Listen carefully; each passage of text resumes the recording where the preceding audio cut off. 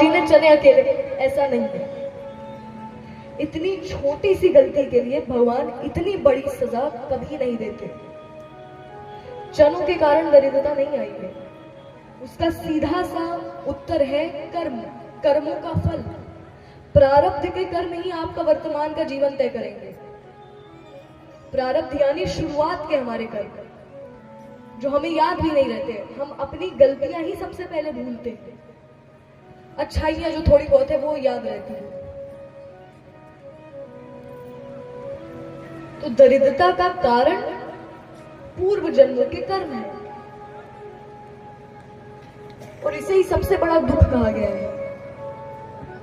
सुदामा जी के पुत्र, उन्होंने देखा ही नहीं बचपन कैसा होता है। बचपन में बच्चे हंसते हैं, खेलते हैं, कूदते हैं। उनके बच्चे वो अन्न की खोज करते थे, वो वस्त्र ढूंढते थे, कहीं से कुछ मिल रहा है। और जो थोड़ा बहुत अन्न मिल भी गया वो सुदामा जी अपने पुत्रों को खिलाते थे और खुद भूखे सोते थे। जब ये दशा आ गई तब उनकी पत्नी सुशीला जी ने कहा कि मैंने सुना है आपके मित्र द्वारिका के राजा हैं, वो महाराज है, उनके होते हुए आपकी ये दशा कैसे हो सकती है? आप उनसे मदद क्यों नहीं मांगते एक बार? मुझे विश्वास है कि वो मना नहीं करेंगे, और हृदय से विश्वास है कि वो आपकी आशाओं को पूरा करेंगे। तब सुदामा जी ने एक वाक्य कहा कि मैं जब तक उनके साथ था वो मेरा कन्हैया था, अब वो राजा बन गया है, अब वो बात नहीं रही। वो तो मेरे साथ मेरा बचपन का मित्र खेलता था, अब तो महाराज है, वो मुझे पहचानेगा ही नहीं। कल मैं क्या था, आज मैं क्या हूं, और मैं उसके सामने क्या हूं, मेरी उसके सामने क्या हिम्मत। मुझे पता है द्वार से मुझे भिजवा दिया जाएगा वापस, वो मुझे पहचानने से इनकार कर देगा, मैं क्यों जाऊं? और मान लो अगर मैं चला भी गया तो उसे क्या लगेगा कि जब तक आवश्यकता नहीं थी तब तक तो तुम नहीं आए, और आज जब जरूरत है तब मेरे पास आ रहे हो। ऐसे मुझे तो वो स्वार्थी कहेगा ना, मुझे तो स्वार्थी मित्र होने का नाम मिल जाएगा। तो सुदामा जी कहते हैं कि मैं नहीं जाऊंगा, अगर मैं गया तो पूरी दुनिया मुझे स्वार्थी कहेगी। सुशीला जी कहती है आप ऐसा क्यों सोच रहे हैं, हर बात में उल्टी बात क्यों कर रहे हैं आप? अरे वो, उन्हें महाराज नहीं उन्हें भगवान कहा जाता है। क्या उन्हें आपकी स्थिति के बारे में नहीं पता? क्या उन्हें आपकी दशा के बारे में नहीं पता?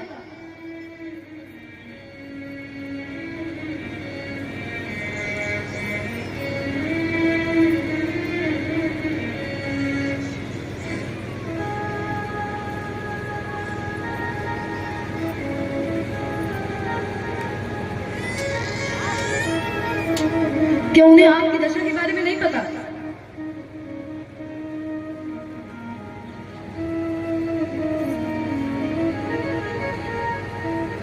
और मेरा विश्वास है कि अगर आप एक बार उनके पास जाएंगे तो आपके बिना कुछ कहे वो आपकी हर बात समझ जाएंगे।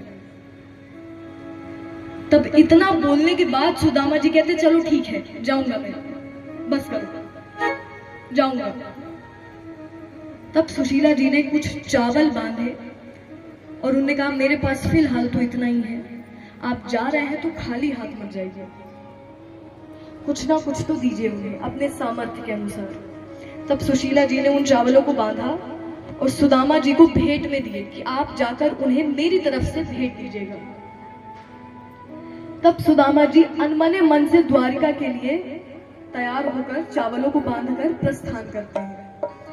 और कितने संकटों के बाद वो द्वारिका जाकर पहुंचे। तो वहां द्वारिकाधीश अपने राज सिंहासन पर बैठे थे।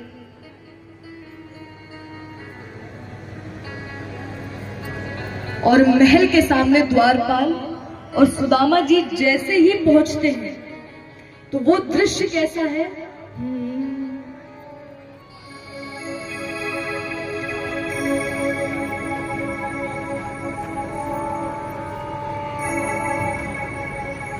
देखो देखो ये गरीबी, ये गरीबी, यही सोच के मैं आस करके आया हूँ। रास्ते में द्वारपालों से सुदामा जी कहते हैं, अरे द्वारपालों कन्हैया से कह दो, अरे द्वारपालों कन्हैया से कह दो कि दर पे सुदामा गरीब आ गया है, दर पे सुदामा गरीब आ गया है। नजर पे है पकड़ी न तन पे है जामा, नजर पे है पकड़ी न तन पे है जामा। नसीब आ गया है, नसीब आ गया है। अरे द्वारपालों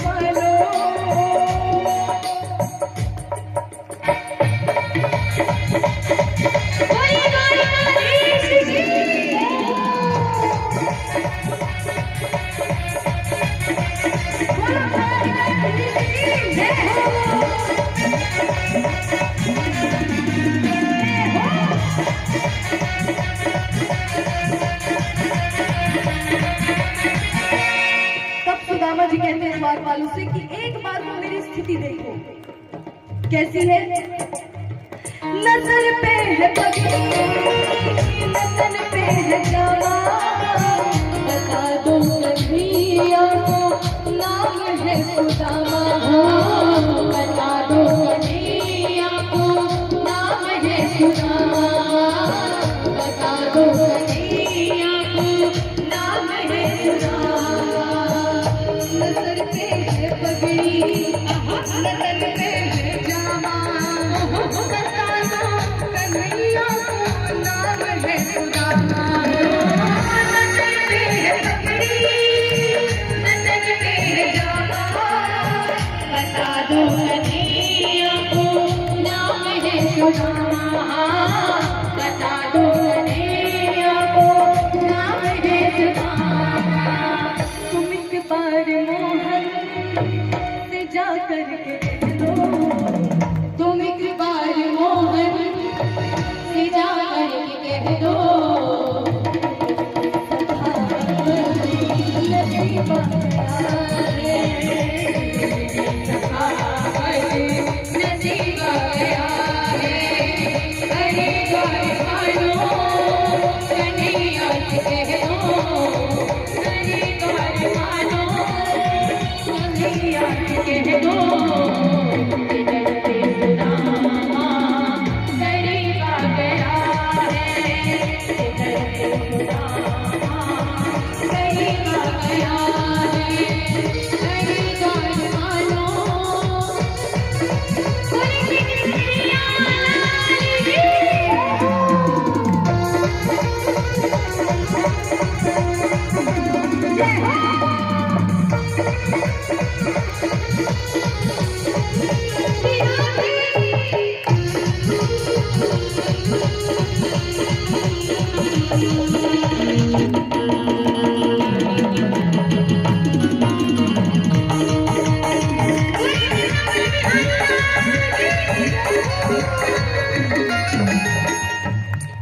जब द्वारपाल नहीं माने सुदामा जी लौटने लगते हैं। तब उनमें से एक द्वारपाल ने सोचा कि हम एक बार पूछ कर देखते हैं। तो एक द्वारपाल जाता है भगवान से मिलने। उस द्वारपाल ने कहा कि प्रभु कोई अजीब सा व्यक्ति आया है और बोल रहा है कि वो आपका मित्र है। अब भगवान ने कहा कौन आया है? कहता है अपना नाम सुदामा बता रहा है। भगवान कहते क्या सुदामा आया है? सुनते ही दौड़े चले आए मोहन, लगाया गले से सुदामा को मोहन लगाया गले से सुदामा को मोहन लगाया गले से सुदामा को मोहन सुनते ही दौड़े चले आए मोहन लगाया गले से सुदामा को मोहन सुनते ही दौड़े हुआ रुक्मणी को बहुत ही अचंभा हुआ रुक्मणी को बड़ा ही अचंभा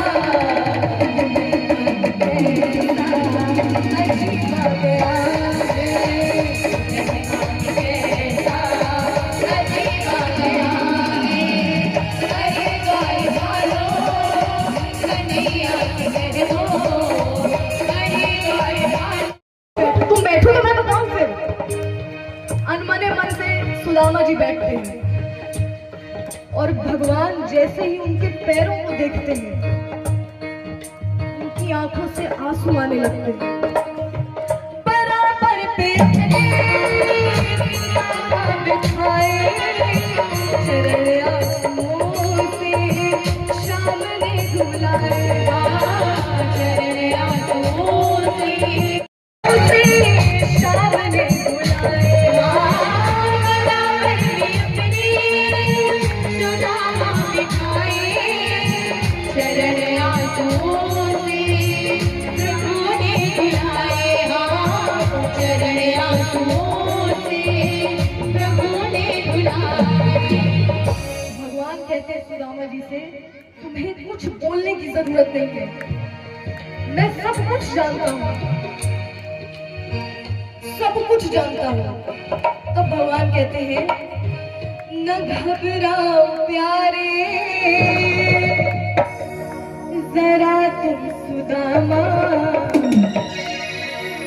न घबराओ प्यारे जरा तुम सुदामा।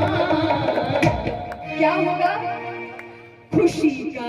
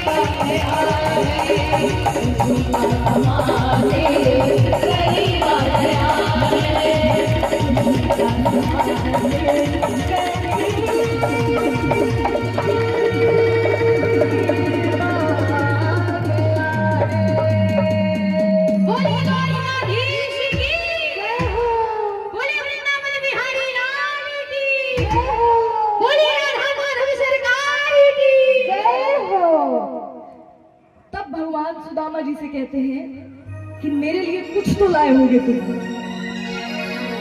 सुदामा जी ने जैसे द्वारिका का वैभव देखा वो मन में सोचते हैं मैं इतने बड़े महाराज को क्या दिखाऊं।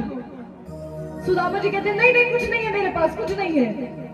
भगवान कहते कुछ तो होगा मेरे लिए, कुछ तो भेजा गया होगा। तभी भगवान को कुछ दिखा। भगवान ने कहा ये क्या है, मुझे दिखाओ। सुदामा जी कहते नहीं नहीं कुछ नहीं है मेरे पास। तब भगवान उन चावलों की पोटली को छुड़ा लेते हैं और जैसे उन्होंने खोल कर देखा तो भगवान कहते हैं ये तो अमृत है मेरे लिए। और बड़े प्रेम से भगवान ने एक बार चावल खाया, दूसरी बार चावल खाया, तीसरी बार में रुक्मणी जी ने हाथ पकड़ लिया। रुक्मणी जी कहती है, नहीं प्रभु, कुछ मेरे लिए भी छोड़ दीजिए। भगवान मन ही मन में कहते हैं, सुदामा, मैंने तुम्हें 3 लोग। तब देखिए, तब भगवान सुदामा जी को उठाते हैं और कहते हैं, चलो मैं तुम्हें महल घुमा कर लाता हूँ। सुदामा जी को भगवान ले जाकर अब द्वारिका का महल घुमा रहे हैं। उन्हें जाकर पूरा वैभव, पूरा महल, पूरी नगरी घुमाते हैं।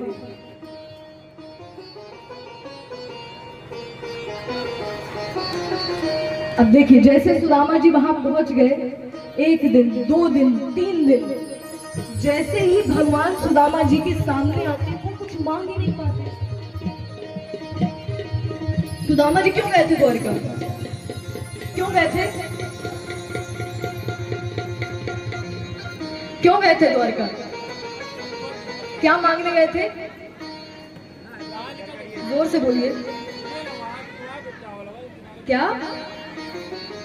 धन की सहायता, वैभव देखने नहीं गए थे, सहायता मांगने गए थे। तो जैसे भगवान सुदामा जी के सामने आते, सुदामा जी कुछ मांग ही नहीं पाते। भगवान उन्हें बार बार पूछते, सुदामा, तुम्हें किसी चीज की कमी तो नहीं है? किसी बात की जरूरत तो नहीं है? सुदामा जी कहते, नहीं प्रभु, कोई कमी नहीं है, सब कुछ है मेरे पास, किसी चीज की कमी नहीं है। बार बार वो पूछते, सुदामा सोच लो, मैं बार बार नहीं पूछता, किसी बात की कमी तो नहीं है? सुदामा जी कहते, प्रभु आप है ना, सब है मेरे पास, कुछ नहीं मांगना। जाते जाते भी सुदामा जी कुछ मांग नहीं पाए। लौटते लौटते भगवान कहते, सुदामा सोच लो, किसी बात की जरूरत तो नहीं है? सुदामा जी कहते, नहीं प्रभु, सब है मेरे पास। विदा करते करते भगवान ने मन में कहा कि मेरा सच्चा वरदान है तुम्हारे सर पर, मेरा सच्चा आशीर्वाद है। अभी सुदामा जी को नहीं पता उन्हें क्या क्या मिल चुका है। सुदामा जी बहुत डरते डरते वापस लौटते हैं। किस बात का डर है? वो भगवान से प्रार्थना कर रहे हैं कि अब मेरी रक्षा करिएगा। किससे रक्षा करना है? सुशीला जी से। सुदामा जी पास के एक मंदिर में जाते हैं और हाथ जोड़कर भगवान को याद करके कहते, प्रभु आज मेरी रक्षा कर लेना। क्या करने गए थे, क्या किए? कुछ नहीं मिला।